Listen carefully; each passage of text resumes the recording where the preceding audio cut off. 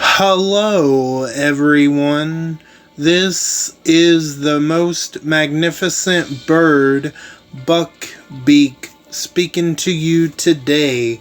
And in today's video, I'm back at it with some more Rating With Me. And honestly, I didn't expect to do two Rating With Me's back to back. But I'm gonna do probably all 6 braids, and plus I'm also going to be doing my spoiler review of The Walking Dead Daryl Dixon Season 1 Episode 2, and I hope all of you are doing good and staying safe out there. I'm doing good and I'm staying safe for the most part. So yeah, let's not waste any more time. Let's go ahead and jump into Rating With Me, Beak, shall we? And as you can see, I haven't done a single raid. Well, one reason is right now the league's season, well, there really isn't a league season, so I haven't really felt the need to do raids, honestly.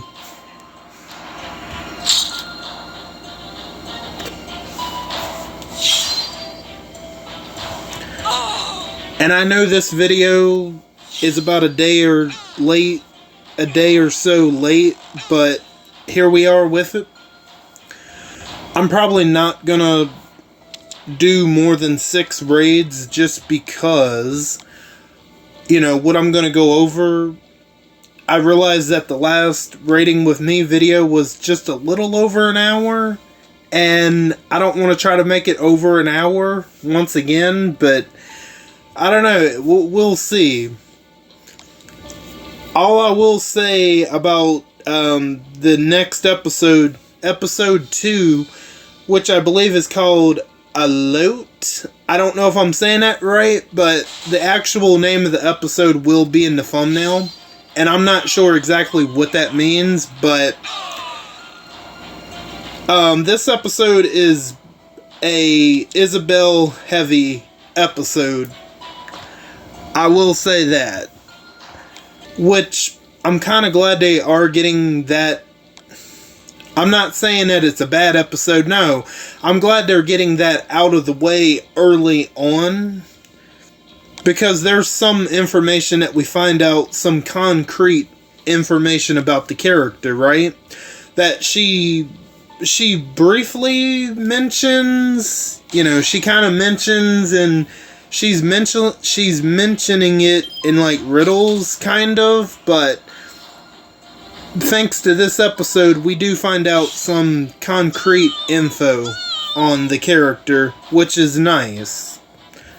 So we kind of have like flashbacks, but then we're also, you know, catching up with what Daryl, Isabel, the other nun, and the little boy, you know, what they're doing, what they're up to in the episode. So we kind of get that nice mix of getting to know Isabel a little bit more, and then also keeping up with the current timeline of the episode, which that's good. I feel like, honestly, the second episode is pretty good too. For some people, I can see it being a little slow. And, you know, this is going to have 6 episodes, so they got to have some slow downtime in between now and the eventual finale. So I'm okay with it. Which episode do I prefer more? The first or the second episode? I don't know. It depends. If you were to ask me, like, as far as it being, as far as the pace being fast, I would probably go with the first episode, just because the first episode feels a little bit quicker, but there are certain elements to the second episode which I like as well. I'll tell you this, so far, the first 2 episodes I'm really liking of the Daryl Dixon spinoff, more so than Dead City's spinoff. That's just my personal opinion. And, I mean, I do really like Daryl Dixon. He's my favorite Walking Dead character, so I'm going to be a little bit more biased. I'm going to be sort of a Daryl Dixon simp, if that's what you want to call me. Which, that's fine. I don't care, but yeah, so far I'm really enjoying it. I'm excited to see where it's going to go.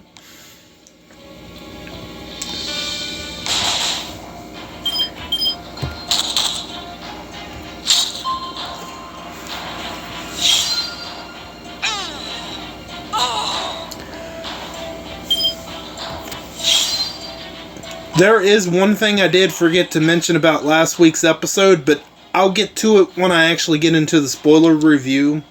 It's kind of important now that I'm thinking about it. But, yeah, let's see. So there's no leagues right now, which honestly, I'm okay with that because that means I don't have to do a bunch of rating. And also we got Philip Blake, which I will do a character review on him, but that'll be later in the week. So I thought that was interesting. So, okay, that is going to do it for rating with me, Beak. And if you don't want to know absolutely anything about episode 2 of the Daryl Dixon spinoff, this is the time to go ahead and click off the video, and I do thank you for your time, and I'll catch you next time. Now, for those that want to stick around and hear my thoughts and hear my spoiler review of The Walking Dead, Daryl Dixon, Season 1, Episode 2, Alouette spoiler review, you can go ahead and stick around. I'm getting ready to get started in 3, 2, 1. Okay, so I had mentioned that this episode is pretty much a Isabel heavy episode, and I definitely feel like that's very true because we do learn a little bit more about this character and how she ended up at the Abbey, which I'm glad they're getting that out of the way pretty early on in this series instead of waiting later. That way we can get to what other stuff they got planned. And one thing I did forget to mention, and this is about Isabel. In the first episode, when Isabel is scrubbing Daryl down in the bathtub, he notices that she's got some cuts on her wrist. So that is something I did forget to mention last week. So that's very interesting. And yeah, so here we go. We start the episode and Isabel is standing on this, she's standing along this balcony and she's looking at Paris. It's all busy and all the lights. That's because this is the beginning of the fall and we're getting the fall from Isabel's perspective. And she was correct last week when she said that she was once a person who lived without God, and oh boy, is that definitely ever more true in this episode, at least in the beginning, you know, before she gets to the Abbey. So she's partying in this club with this club music dancing, all these other people are dancing, having a good time. And she's dancing with all of these men because she's pickpocketing them from all of their credit cards to their money, their watches. And yeah, she's also doing other stuff, also partying in the club. And yeah, she also has a she goes out into the main hallway after she's done stole a bunch of credit cards, a bunch of cash. She steals a couple of men's watches, and she's just checking her purse, and it is filled. It is full of money, credit cards. I'm like, wow, this is crazy. This is definitely the Isabel that we don't know from the first episode. She definitely changed for sure. And she has a bottle of these I'll just call them candies. She has a bottle of these candies that she takes, and, you know, so she leaves the club. She hears people screaming. That's when she leaves, and I assume maybe there's a zombie in there. I'm not really sure. We don't get to really know. But anyway, she leaves the club, and she's walking the sidewalk. She's smoking a cigarette, and then she sees one car drive real fast, and then she sees a cop car drive by real fast. This car crashes, and the driver, he flies out the window, and it's her first experience with a walker. No, you know what? Never mind. She does see one car go by real fast, and then the cop car go by real fast, but then she actually goes down in the subway where a train is driving by, and there's these walkers just chowing down on people, and and then you see these group of people running toward her for there to be a walker chasing after them, and she's freaking out, and she thinks she's hallucinating from the candies that she took earlier. But no, you're not hallucinating, Isabel. No, you're actually seeing this. This is actually happening. Not the candies aren't giving you hallucinations at all. But yeah, so she decides to run back up. She sees another cop car just driving by, zoom, real fast, and then all hell is breaking loose, pretty much. That's when this other car that crashed, I think when she was down in the subway, had this car crashed, and the driver's kind of stuck in between the car, but not really, because he's able to get up, but he's a walker. Then this guy, as she's backing up away from the walker, this guy comes and saves her and tells her to get in the car, and she pretty much tells the guy that, I gotta go home, I gotta change, and he's like, oh, okay, yeah, sure, we can do that, we can go wherever you want. And so they go to her apartment, and she's going through her apartment getting clothes, and she's getting her little case full of money, but how little does she know that money is about to be very, very useless pretty soon. And then she's waking her sister up, Lily, and she's like, get up, we gotta go, I can't explain, but Paris is mad.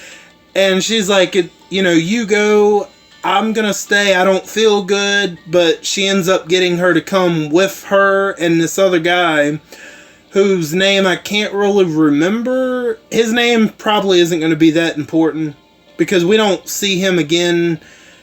Well, unless he survived somehow, I don't know, but he's only mostly in these flashbacks. So they go on, and she says that she doesn't feel good, so that's a little bit of a hint as to why she doesn't feel good. And to something that Isabel as something that Isabel said last week to Daryl. So, I'm going to get the Isabel backstory stuff out of the way first. I did forget to mention that. I'm going to go character by character. So, Isabel... So, they're continuing to drive for, I don't know how long exactly from the part where she was at the club to where they're at now, but anyway, it can't be that super long. Maybe a couple of days, I'm not really sure. It seems like they've been with the guy maybe a little long.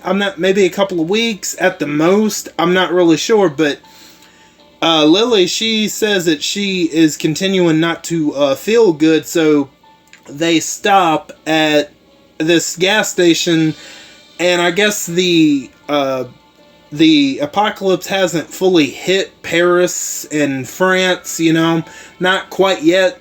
It's probably hit America way faster at that point. So I imagine that the start of The Walking Dead and the events that's happening right now is probably happening around the same time, I would imagine. But yeah, it doesn't seem like it's hit Europe yet. So they stop at a gas station, and, she says, I'm not feeling good, it's my stomach. And,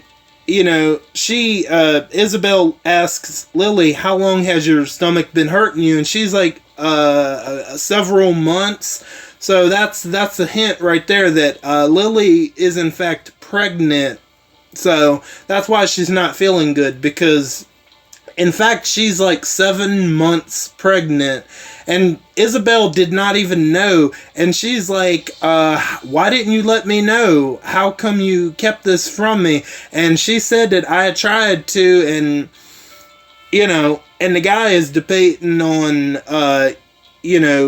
whether to take her to a clinic, because he says that we can't take her where we're going in her condition. We cannot take her. And then that's when Isabel is like, okay, I've had enough of this guy. Let me just act like I'm gonna give him a hug or whatever. And this is where her pickpocketing skills come into play, because he says to Isabel, don't I always take care of you? And she's acting like she's going to give him a sincere hug, only to pickpocket the car keys from his pocket. And Isabel's like she's acting like she's, Isabel's acting like she's going to tell Lily that, look, we got to drop you off. But no. She is indeed planning on ditching his ass on the side of the road. And that's exactly what she does. I thought that was great. So they ditch his ass, they leave him, both of them, and then they see a paramedic, not a paramedic, but an ambulance. They see an ambulance on the side of the road, its lights are still on, and they think, because she has revealed to Isabel, Lily that is, that she is pregnant. She thinks that there's somebody in the ambulance, but obviously not so. There's some walkers in there. They stop and get out, not knowing any better, because you got to remember, this is the beginning of the fall of the apocalypse, so they don't know any better. So once they realize it is walkers, they go back running to the car. Isabel is able to get in first. Lily is able to get in second, but one of the walkers ends up biting her on the arm, but they kind of make it look like maybe she got bit, maybe she didn't, but no, the walker did bite her before she was able to get back in the car. But Isabel really wasn't, she didn't really see that happen, because how her arm was raised up, Isabel didn't really see her get bit. And Lily didn't even realize it until later on. So Isabel and Lily end up going to the very same abbey that Isabel was first, was at before all hell broke loose during the season premiere. So they end up going to the abbey, and they knock on the door pleading for help. They tell her, please, help her, she's sick. So they let her in, and, they tell her that, she's pregnant, which they figure that out pretty quickly once they get her and Isabel in the abbey to see what's wrong with her. And as soon as they go in, Pierre Jean, the priest that was the Walker priest from the first episode, is still alive, obviously, and he's the first one to notice that Lily got bit. Even Lily, in her state of shock and her being so sick, I guess she didn't really notice that the walker bit her. And she looks at her arm, and she's like, I guess that monster bit me. She didn't even realize it till the priest saw the bite mark. So they take her inside and they clean the wound, thinking that that's gonna help, which obviously, if you don't chop that arm off immediately, you're pretty much screwed, right? So they clean the wound, thinking it's gonna be alright. Then they tell the nuns and the priests that, she's pregnant. So they decide to put this, white, cloth shirt, whatever, to get her a little bit more comfortable, to get her prepped for, for delivering the baby, which it should be, it should be, what's the word I'm trying to think of? Anyway, you know what? I can't think of the word I'm thinking of. Anyway, Lily is the mother to Laurent. If you haven't figured that out, it took me a minute to figure that out because I remember Isabel said that that Laurent's mother died during childbirth and that she had a sister, so those two connect. So as she's breathing and stuff, Lily, she ends up passing away, which, I mean, she was gonna, due to the walker bite, that's what does it in, and so they end up doing a C-section to get the baby out because Lily, she does die, but she comes back as a walker. So they do an immediate C-section to get the baby out. The baby's fine. And where the name Laurent comes from is there's a statue of a figure named Saint Laurent. So that's where the name comes from. And they believe that, after the baby is born and they get the baby out of Lily, Pierre Jean thinks that prayers will be able to bring Lily back. But, sir, this isn't an exorcism. It's a completely different type of monster. So, yeah, so that's where that ends. I just wanted to get that whole backstory out of the way. And then, so we got that whole backstory out of the way, and now let's get to the main present. So, okay, so they, all of them, Daryl, Isabel, Laurent, and the other nun, they all stop to come up with a plan. Isabel wants to go to a place called Augers. I'm not sure if I'm saying that right, but she wants to go to a place called Augers. She wants to go off another beaten path because she says that there's a radio there where they can contact their people up north in Paris to let them know that they're coming. But Daryl, he wants to go straight to Paris, which I kind of gotta agree with Elizabeth, not Elizabeth, but I kind of have to agree with Isabel here because, I mean, Daryl, he's in uncharted territory. He's in France. He doesn't speak France. So, he doesn't speak French, I should say. So, it would be a good idea to let her people know that, that they're coming ahead of time. That way they at least know. Because, he wants to hurry up and get to Paris and get Laurent and Isabel there and wants to go home immediately. But, hey, Daryl, we're not at the finale yet, so we have to take a detour to eventually get to the finale, you know what I mean? So, yeah, Isabel wants to go to Augers to let her people know ahead of time that they're coming, but Daryl wants to go straight to Paris, so they end up taking a detour, and, as they're traveling, they go to this little town, and their mule gets scared. Their mule that is pulling their wagon, he gets scared because there's walkers, so Daryl ends up releasing the mule so they can get all of their stuff and run away. And as they're walking, someone tries to shoot them with an arrow, so Daryl runs after them only to get hit upside the head. And yeah, so Daryl, Isabel, Laurent, and the other nun, they end up getting captured by some kids. Yeah, no lie. So, okay.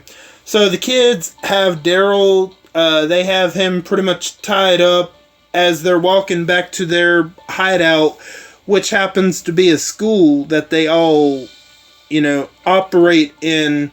They're learning how to survive by growing their own food and, what else did, growing their own food, fixing up old clothes, keeping up on lessons. So these kids seem to be doing alright for themselves for the most part. So when they get to the front entrance of the school, this little girl, well, I shouldn't say little girl, but I would say there's a range of kids from like little kids to teenagers. I would say, yeah, teenagers. I don't think there is one adult there, but it's mostly kids running things. So all of the kids have Daryl and the others surround it, and this girl named Lou, she has a conversation with Isabel, which of course it's in France, but I have it wrote down here in English. So she says, "What do you want?" Isabel says, "Nothing. We're religious people. Our mule broke down and we were stuck. Nuns." Lou says, "Nuns. So you can recite the Saint Joseph prayer for mothers and fathers?" "No." Which Isabel and the other nun do recite the prayer, but I don't have that wrote down. But they do recite it, and after they recite the prayer, Lou says, "What about him? Is he a nun?" Isabel says, "Father Daryl. He is from America. He was sent here on a mission long ago. He does not speak French." And then she says, "Even after all this time?" Then Isabel says, "Americans." So yes, she actually calls Daryl Father Daryl. Yeah, right, okay. Imagine Daryl Dixon being a priest. Okay, sure thing, but I thought that was kind of funny. Yeah, which, I mean, that would be a sight to see, right? Him being a preacher. Okay, yeah. And then Lou says, "Okay, untie them and welcome, and let them come on in." And then Daryl goes to Isabel and says, "Father Daryl? Really? Like, yeah, I agree, Daryl. Like, whatever. It works for now." So they go into school, and they're being, they give them a tour of, of what they're doing. So they're pretty much, like I said earlier, they're pretty much sewing old clothes. They're growing their own food and keeping up with lessons. And Daryl says, not bad for a bunch of little road bandits. So they're doing all right for themselves.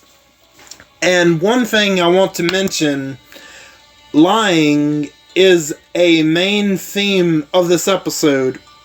Is maybe not the number one overall theme, but there are certain characters that lie to try to get what they want. Like, okay, so Isabel, for example, let me go back to Isabel.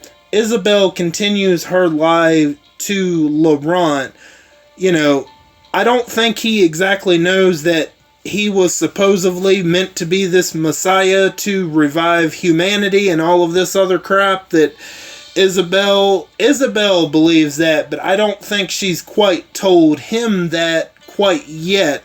So she continues that lie, which I truly do believe is going to be a lie, and it's going to be a crushing reality to her, especially her. And Laurent, she does tell Laurent that he's a special kid. That's pretty much the extent of it. So he doesn't know. So, we'll get more into him a little bit later on. So they all sit down and, all the kids prepare soup for all of them. So then, let's see. Lou wants Daryl to say a prayer of thanks. And I also have this wrote down. So remember, this is Daryl. He's not really good at this prayer stuff. So he's just like thinking on the fly right then and there. So this is Daryl's thank you prayer or thanks prayer, right? So here we go. Lord, I'm sure you have your reasons for turning the whole world upside down. Maybe we deserve it for being so mean to each other. We probably do deserve it, but not tonight. No, tonight is good. And if this isn't good enough for you, I don't know what is. I'm in. So there you go. That's his thanks prayer, and he came up with that on the fly. Which, you know, if you see the actual scene, I actually think it's kind of cool that, you know, he doesn't exactly have that like memorized. He's just thinking of it, coming up with all of that on the fly, which I find that believable for Daryl Dixon, honestly, because I mean he is a good person, but like as far as him being really religious and all of that, he is not, right? So he picks up the bowl, Daryl Dixon, he picks up the bowl of soup and just drinks it as if he's drinking something, drinking whatever to drink. He picks it up like instead of eating it with a spoon, and he's slurping it, and they all look at him, and they all laugh, and so, of course, what do you think the kids do? They all pick up the bowls of soup and drink it like him, except for Isabel and the other nun, whose name I can't quite remember. I know they said it, but I don't know how important she'll be. So, okay, so yeah, Daryl and Isabel, you know, they meet the group of kids, and they get a tour of, you know, of how they do things at the school. And let me see, what else do I have here? Okay, so they're wondering if they don't have any adults there. So yeah, they do have this adult here at the school. This old lady, she was taking care of them, but then she got sick. I think she got sick a couple of months ago, so she's bedridden. And she's been sick for like several months, like I said. And so Daryl is wanting to know, you know, like Isabel was saying, that they need a mule or a horse or something to pull their wagon. And Daryl is like, he's like, is there a mule anywhere around or anywhere near, you know? And there's this castle that's nearby, and, you know, Lou explains there's no mules there, but there are horses there. And then this is where the main theme of lying goes into the episode, right? Daryl lies and says that he will help them get medicine to help the old woman, when in reality he wants to get that horse so they can leave and continue on. So Daryl kind of knows that, okay, this old woman, she's not really going to make it even if we get her medicine. But this guy that had been living in this castle, apparently he had raided all of the drugstores, houses, and other shops of all of their supplies. So this castle's got supplies, medicine, food, all the good stuff. So that's where Daryl, he says that, look, you know, I'll help you get medicine to try to help her, but in actuality, he probably knows that the old lady is going to die anyway. He's just doing that so he can get a horse for them, that way they can go on about their selves, right? So that's another person that is lying in the episode. Isabel is already lying, Daryl's lying, and the little girl that leads them, Lou, she is also one of the people that do lie for this episode, because there are a couple of other, what do they call them, a couple of other of the kids, brothers, as they like to call them.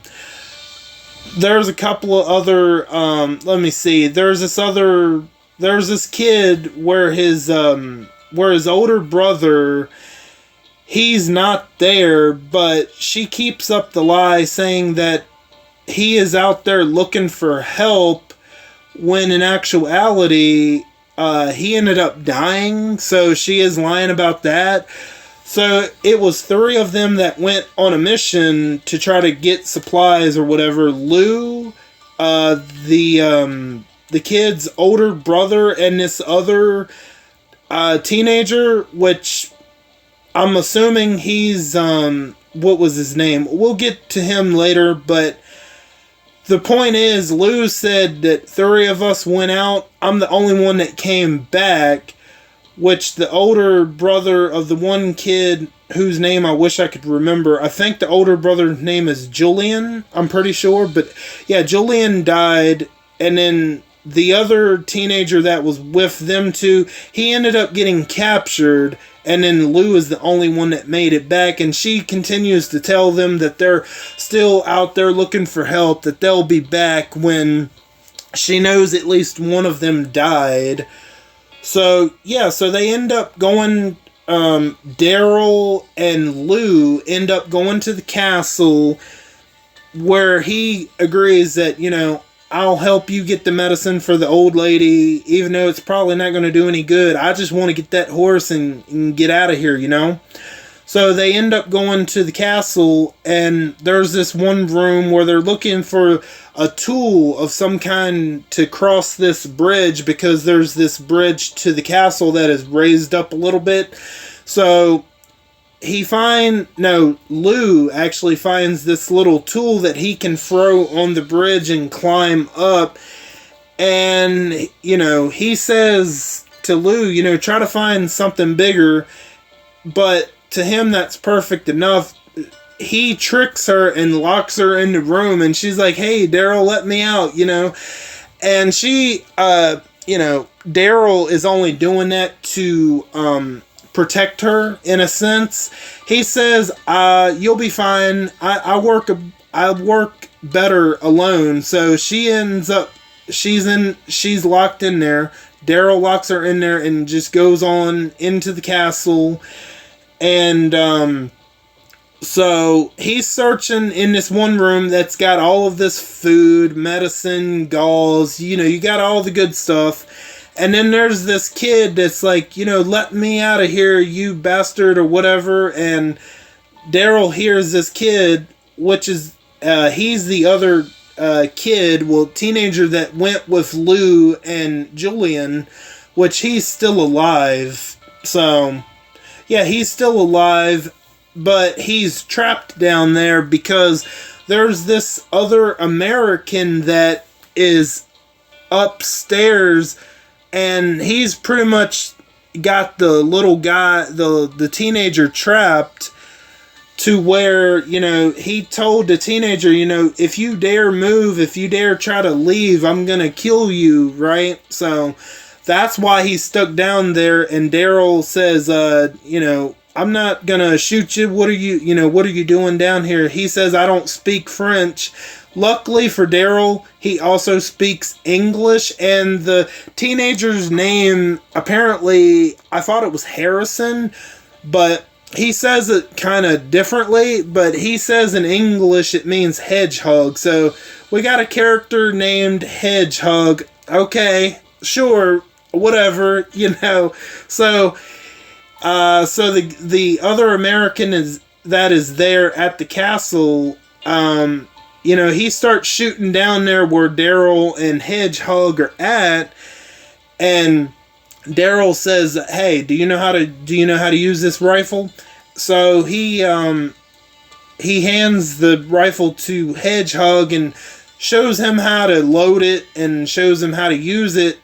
Daryl says to Hedgehog that, you know, just keep him busy, keep him distracted. So that's exactly what he does, and he ends up finding his way around to the guy that is shooting, trying to threaten to kill Hedgehog. And, you know, the guy says that, you know, he's like shocked that another American is in France, and he's like, holy shit, or whatever, like another fellow American. And then he's like, he tries to offer Daryl some like toothpaste and other stuff, and Daryl's like, nah, I'm good. And he's like wondering, why are you trying to shoot at the kid, right? And yeah, this guy, I think he said his name was RJ or something like that, but honestly, the guy, he ends up getting devoured by walkers a little bit later in the episode. So, he's like, please don't, he's begging Daryl, please don't let them kids kill me, or, don't you kill me, because I got a family, a wife and 4 kids waiting back at home. Which it turns out that RJ has been in France for so many years, even before the start of the apocalypse, which is interesting because even though everything has went all to hell in Europe and France, he doesn't know that everything is gone in America, which is really interesting. And Daryl is trying to tell him there ain't nothing there, He's like, you're lying. You lying. Why are you lying to me? And he's like, no, I ain't lying. I've been there. Everything is gone. You got no family. Everyone you ever loved is gone back home. There is no home. And then that sudden, he's like, holy shit, maybe he's not lying. He's got that crushed look on his face. Like, are you being serious? I don't have no family left back at home. But this guy, RJ, he's kind of, I don't know. It don't matter. He ends up getting killed, like I said. So Daryl ends up tying him, and they get the horses. Hedgehog and Daryl get the horses, and they get the wagon, which, they got to have a wagon to, put all of their stuff in to get ready to leave. And a part of the wagon's wheel ends up breaking, and one of the sides opens up, and, all of these gasoline tanks end up falling below. But there's a little lower part underneath the bridge that's, where there's walkers down there, and Daryl tries to fix it up, and he tells Hedgehog to keep his rifle pointed at the RJ guy in case he tries anything, and Daryl leaves his rifle there on the back of the wagon long enough to try to fix it, but RJ is like, you don't know what you're doing, let me help you out, as he's trying to inch closer toward the rifle. And I gotta say, this is completely on RJ. If he wouldn't have tried something stupid. So RJ tries to grab for the rifle, but Daryl catches on, and he's trying to stop him from grabbing the rifle, and they both go down to where the walkers are. And you gotta remember, RJ is still tied, while Daryl is, he's not tied up, obviously, but RJ is still tied up, and then that's when, don't touch me, I'm an American, blah, blah, blah. He's just being a prick, and, well, this is all on him because the walkers down there, they pretty much devour RJ, and that was completely all on RJ. He didn't need to try to grab no rifle. That was all on him. So, luckily, Daryl somehow still has his rifle. I guess it went flying when they both went flying down at the same time. And Daryl loads his rifle, and he sees the gas tanks, and he ends up shooting the gas tanks, and it pretty much blows up all the walkers. I don't know how that works. Even there are some walkers that were behind Daryl. Even they end up somehow getting blown up, but Daryl's just fine, intact, whatever. But anyway, so that's resolved. Well, that's about resolved, and during the meantime, Lou is still locked in the one room, and someone is going to that door to break it down to let Lou out, but it ends up being Julian's little brother, because Julian's little brother wanted to come with Lou and Daryl, but Lou told him not to, and he doesn't listen, but he ends up freeing Lou from the room, and I'm sure Daryl was going to go and come and get her back, but he ended up getting stuck down there, and that's when Lou and Hedgehog and Julian's little brother end up helping him up. So they end up tying this rope to one of the horses, and Daryl just grabs on to the rope, and he's able to get up there. This is where, after Daryl gets up there, this is where Lou's lie comes out, because Lou told Julian's little brother and all of the other kids back at the school that that Julian and Hedgehog were out trying to find help, that they would be back. But then Julian's little brother sees Julian in his walker form down there where Daryl was, and he's like, "You lied, Julian," or whatever. And that's when Lou owns up to her lie and says that, Julian's little brother says, "We can't leave him like that." So Lou is getting one of her bow and arrows to get ready to, kill Walker Julian, but she can't bring herself to do it, so Daryl just finishes Walker Julian off. Now, let's get to Laurent. We haven't really talked about him. We talked about him a little bit, but not too much. So, Laurent is, he's out playing with all the other little kids, trying to make friends with them, and he ends up getting picked on by the other kids because he believes that Laurent believes that when his mother went up with the angels, that his father went to fight in this foreign league to fight the hungry ones, talking about the walkers, and that he sacrificed himself. He even earned a medal, and all of the other kids pick on him and believe that that's a made-up story, which that is a made-up story, because Isabel, she does ask Lily who the father is, but Lily never really answers that, so Isabel doesn't really know who the father is, so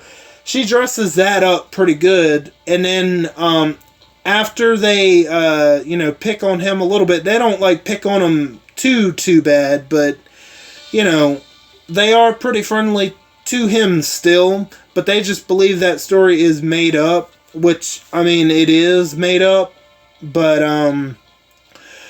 Laurent, he ends up going outside of the school, and of course he's got a knife on him to, in case he runs into any walkers, which, sure, not bad to have some sort of weapon on you in the zombie apocalypse. And that mule that Daryl set free earlier, there's a whole conversation because Isabel tells Laurent that the mule is going to be just fine. He's probably at that apple tree that that he likes to go to. Something about an apple tree at an orchard or whatever, but anyway. And, well, he ends up finding that mule has been devoured by walkers, and there's two dogs, they're having a snack. And that, that gets him upset because he really loved that mule. He even named him, what did he name him? I can't remember, but he even named the mule. So it kind of, it stuck with him when he found him like that. What's her name? Isabel and the other nun, whose name I cannot remember, they notice that Laurent is no longer at the school, so they go out looking for him, and they find him, and they find the mule that has been devoured, and Laurent says that you lied to me, and I think Isabel is assuming about the whole Messiah thing and all, about him being able to, revive humanity and all of that crap.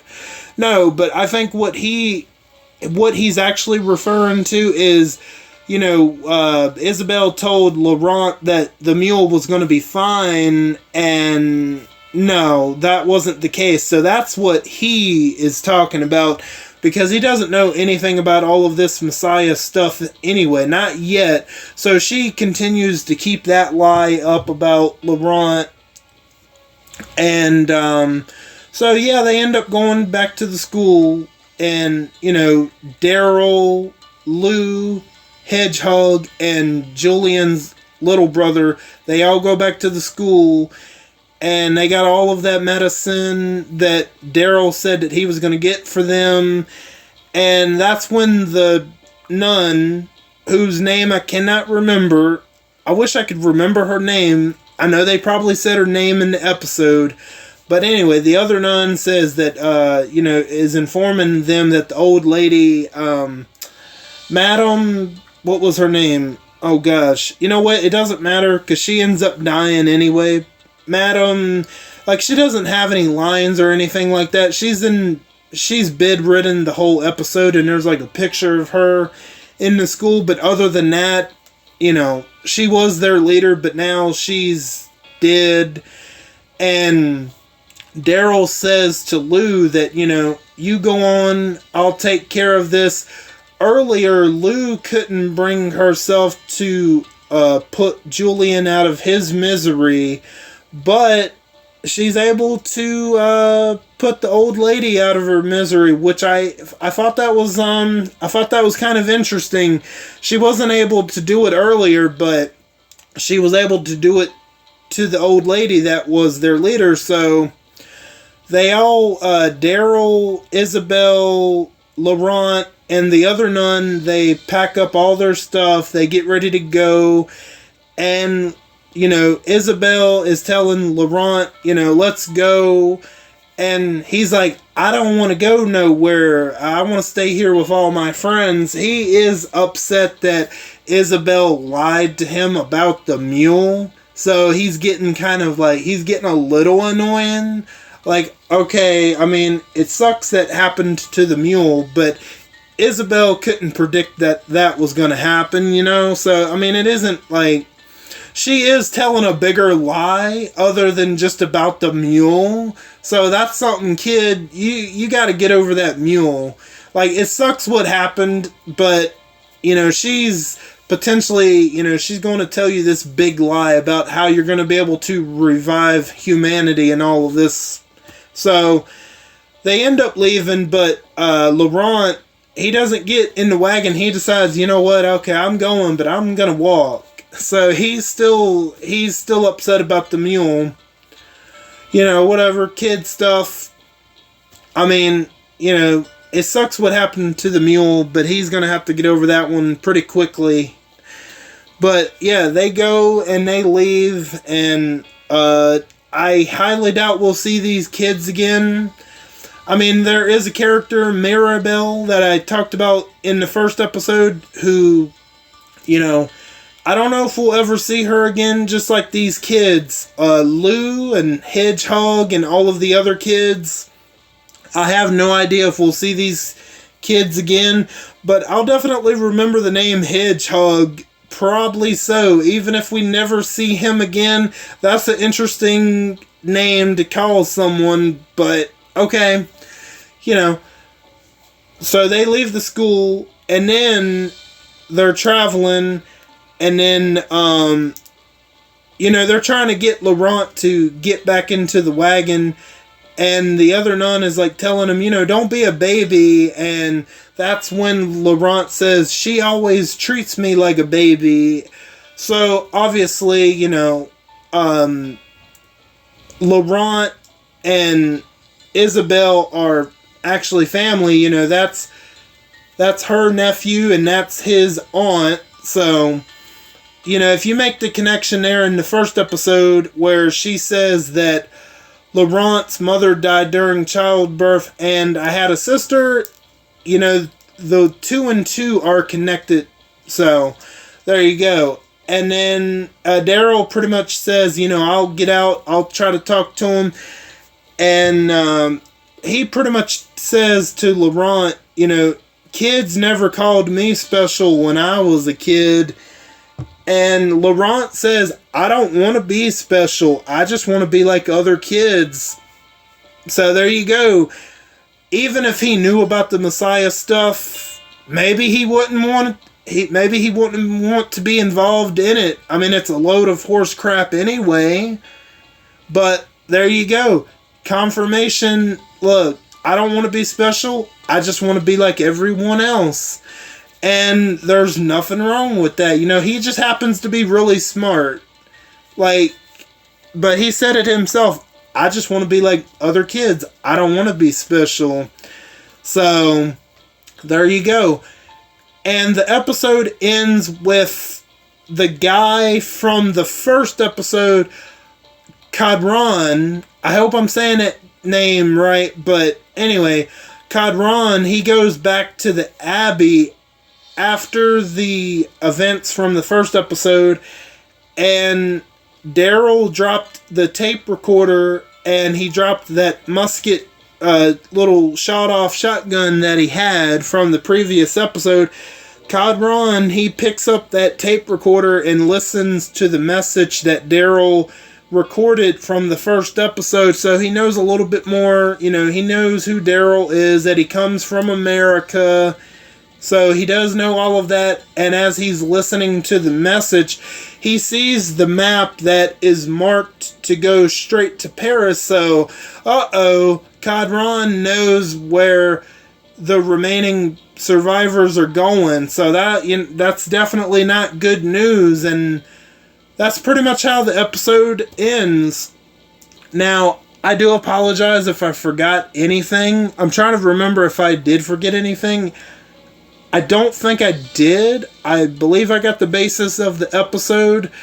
So, yeah. Also, during the flashback, the other nun, whose name I cannot remember, she was also there that the night that Isabel and Lily came to the Abbey, but she was a little kid. So you got to remember, you know, the apocalypse has been, about 11, 12 years at this point. So it definitely makes sense that Isabel is a little bit older than that nun, and then the other nun is just a little bit younger, but she's still an adult.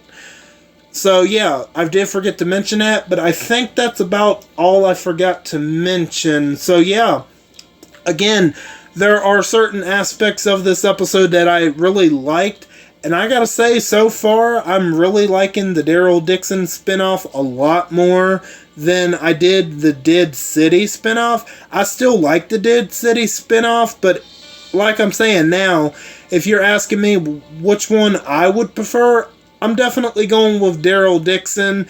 And it's not because I'm biased towards Daryl Dixon. That's one of the reasons, but I just find, you know, the fact that Daryl is like a fish out of water in France, and him in a completely different place, I just find that a little bit more fascinating than what Maggie and Negan were up to, which, I mean, you know, what they did in Dead City was good enough as well. I do like that other one as well, but so far, I think I'm leaning a little bit more toward the Daryl Dixon spinoff, but it's been pretty good so far. And yeah, I think that's all I got for you guys on this one.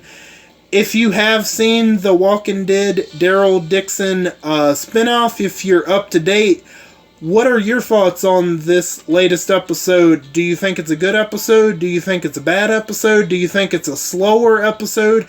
Do you not mind the slower paced episode? I honestly didn't mind the slower paced episode.